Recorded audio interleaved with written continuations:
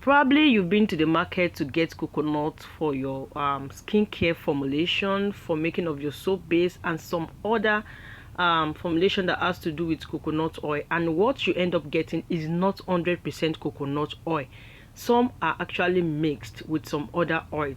So I just want to let you know that making coconut oil is one of the easiest thing you can do at home. Very easy, simple, and straightforward. Provided you watch this video to the end, I promise that after this video you'll be able to make your coconut oil at home by yourself.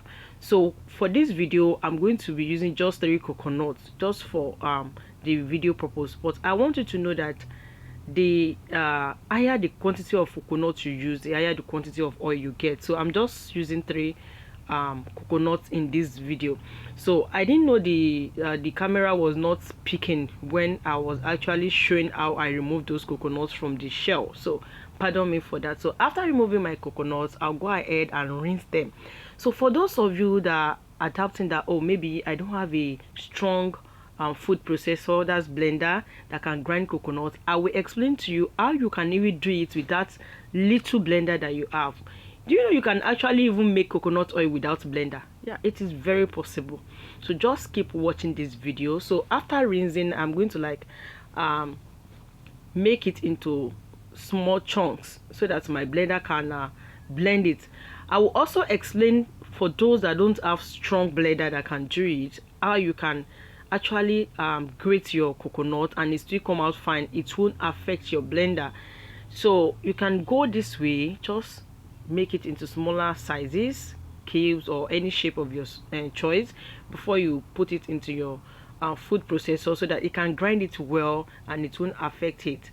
Or you take this grater, you grate it. That's if your blender is not very strong. You grate it into shredded forms before you start blending. If you don't have blender at all, you see this small face, this small hole facing us here. You can use that one to grate it. It will grate it into smooth particles and the milk will be able to extract it. I hope you get my explanation. So you go ahead and grate. So guys, after grating, this is what the shredded form will look like. I'm just showing you all this. I don't need this. I have a blender that can do it, but I'm just trying to like explain to you so that no matter the kind of blender you have, you can just try to make your own at home. So after doing that, I went ahead to rinse my coconut. When you do this, please do not allow your coconut to sit for too long inside the water. You can see that the water was already turning milky before I removed the coconut. So after doing that, I'm transferring it into my blender and I want to go and blend. But one thing, when you want to, I'll advise you use hot water. At least 50 degrees Celsius. You can use more than that temperature of water, but at least now adding hot water to your coconut will help you to get more milk and oil being extracted from the sharp. So I'm adding my water. I'll go ahead and blend and come back and show you. So if today is your first time of coming across my channel, you are mostly welcome. Please do well to join this wonderful family by hitting the subscribe button and put on your notification bell so that whenever I upload a new video, you get notified. So after blending, I came here with my cheesecloth into my bowl and I will pour my blended coconut into the cheesecloth. You can actually use sieve, but I'll advise if you are able to get cheesecloth, this will make it easy for you. You will see the reason why cheesecloth is preferable to sieve as we go on in this coconut oil making. And to all my returning subscribers, I sincerely appreciate you for always coming back to watch my video. Thank you so much for liking my video. Don't forget to share with your loved ones, and if you have not liked this video, please give it a like. So after pouring the coconut, I rinsed the blender and added the water. That was the water you see me pour the other time. So I'll go ahead and squeeze out the milk. Like you squeeze it to the last drop of liquid there. So if you are using sieve, you might not be able to like squeeze the way you want. That is just the difference. So that's why I say it is preferable you use cheesecloth. So this you see me doing here is actually hot because I use hot water. It's really hot. So I squeeze to the last drop. Can you see it? Well, I notice milk is still coming out, so I keep squeezing. So I squeeze till I'm sure I've gotten all what I needed. So this is just a sharp gotten from the coconut. So you can do with it whatever you want. People use it for anything they like. So this is mine. I'll just keep that aside. I don't need that for this video again. So the milk we got, I'm going to transfer this into a transparent container. You can use any container of your choice, but if you have transparent container or waterproof, it is advisable so that you can see what you want to like get. You understand better in the course of this video. Please, if you haven't liked this video, give it a like. So guys, after transferring into that container, I kept it for like 12 hours. This depends on the temperature in your environment at that time. So can you see it from the video?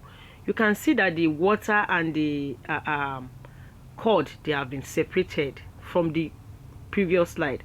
So I'm just showing you. If you look at it from the surface level, you will see that it's shiny, like, right? So now I will start by taking the cord gently from the water. We don't need the water again for now. We only need the cord that is at the surface level. So I will take it gently into my pot. Now I'm going to follow the hot process method. If you are going for the cold process method, you don't need pot, you don't need heat at all. But this hot process method is just to you'll be able to get your coconut oil within 24 hours. But the cold process method, you might not be able to get it within 24 hours. So guys, can you see it? I'm separating the cord from the water, and I'll transfer it into my pot. Then we'll continue. Don't forget, if you are going for the cold process method, which I will still release the video, you don't need to transfer into a pot. All you need to do is to transfer this cord you are taking into another container, and we'll keep keeping until our oil will come out. But this, I need it as soon as possible, so I'm going for the hot process method. Then after transferring it into the pot, you go and cook on low to medium heat. Please don't allow the heat to be too high. Now another advice I'm going to give you, because I actually learned in a hard way, is for you to make sure you use non-stick pots. It will come out better and it will not stress you. So at some point, can you see the oil is forming already? I don't know if you can see what I'm talking about.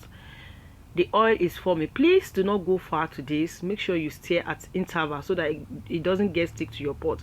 Now can you see why I said you should use non-stick pot? Can you see that my cord is getting sticky to my pot and I'm not able to like stir at this point?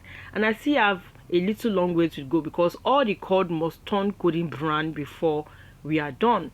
So I have no option than to continue it this way, but in your own case, don't do that. So guys, my oil is ready. This is me transferring my oil into my container. Can you see it? It is very simple. It is not stressful. You just need to get more quantity of coconut oil for you to get more quantity. More quantity of coconut to get more quantity of oil. So this is me testing my coconut oil on my skin. So if you have not subscribed, please join this wonderful family and give this video a like. Thank you so much for watching this video to the very end. See you in my next tutorial. Don't forget to share this video with your loved ones. Bye.